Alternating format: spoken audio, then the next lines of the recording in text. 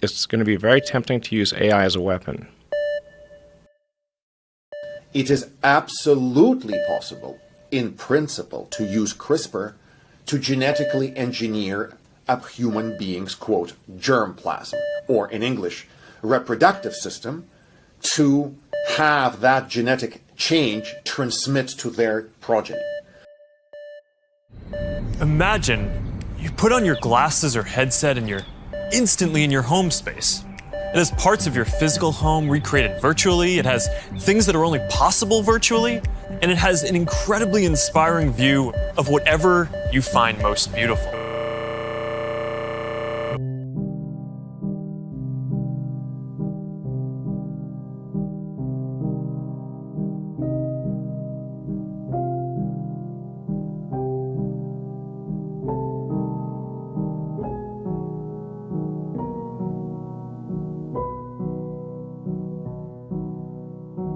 When you're working with AI, it's less like working with another human and a lot more like working with some kind of weird force of nature. And it's really easy to accidentally give AI the wrong problem to solve. And often we don't realize that until something has actually gone wrong.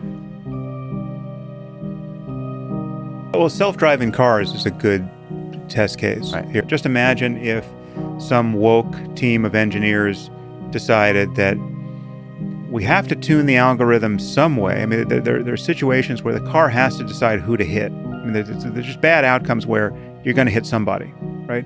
Now, we have a car that can tell what race you are, right? So we're going to build the car to preferentially hit white people because white people have had so much privilege over the years. This seems like the only ethical way to kind of redress those wrongs of the past. The danger of AI is not that it's going to rebel against us, it's that it's going to do exactly what we ask it to do. The proposition of the smart city is to embed networked informatics, which is to say digital networked information processing systems, in every object, surface, and relation of the city. The goal of such a city is to optimally regulate and control resources by means of autonomous IT systems. You're going to be able to bring things from the physical world into the metaverse. Almost any type of media that can be represented digitally, photos, videos, art, music, movies, books, games, you name it. Lots of things that are physical today, like screens, will just be able to be holograms in the future. The danger is going to be more humans using it against each other, I think, most likely. How do we see AI as a tool that enables us to solve the world's biggest problems? The programming languages of the future is not going to be C++ or whatever it might be. It is going to be genetic code. Speak to the layperson. What is CRISPR? It's a word processor for your DNA. It sounds futuristic, but that future is here. Health and ethics officials are investigating a scientist's claim that he helped create the world's first genetically edited babies. He Jiankui, with his video announcement on YouTube, shocked and horrified the international scientific community. He says twin girls were born earlier this month. The embryos were modified before implantation using CRISPR. That's technology that allows scientists to modify specific genes in the DNA. A person named Jiankui He allegedly did when he took human embryos and injected them with CRISPR, and then in an act of breathtaking, ill-advised hubris, his effort led to the birth, it is alleged, of 2 children. We're all, our deepest heart's wishes are that the 2 children are safe and well. This should never be done again, in my personal opinion, but in practical terms, it can be done. I mean, there is the possibility that with application of these sorts of techniques, it will change us. It will change the face of the human species in important ways. It does not seem like our wisdom is scaling with our power. As wisdom and power become unaligned, I get more and more concerned.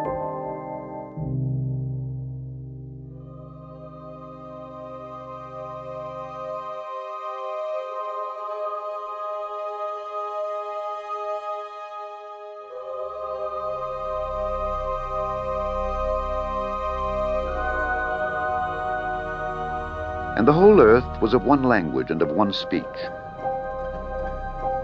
And it came to pass, as they journeyed from the east, that they found a plain in the land of Shinar, and they dwelt there. And they said one to another, Go to, let us make brick, and burn them thoroughly. And they had brick for stone, and slime had they for mortar. And they said, Go to, let us build us a city and a tower, whose top may reach unto heaven, and let us make us a name, lest we be scattered abroad upon the face of the whole earth.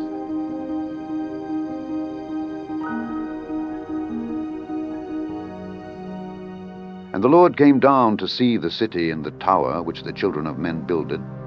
And the Lord said, Behold, the people is one, and they have all one language. And this they begin to do.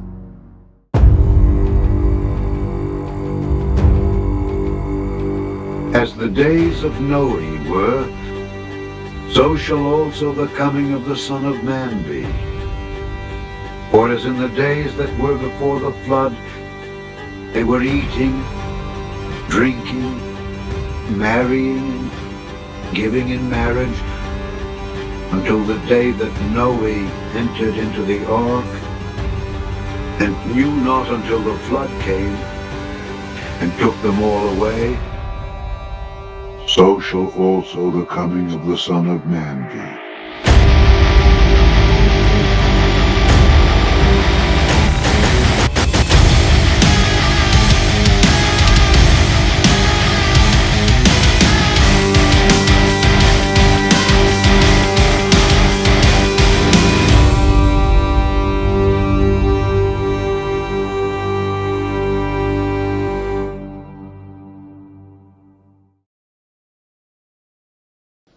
And darkness was upon the face of the deep.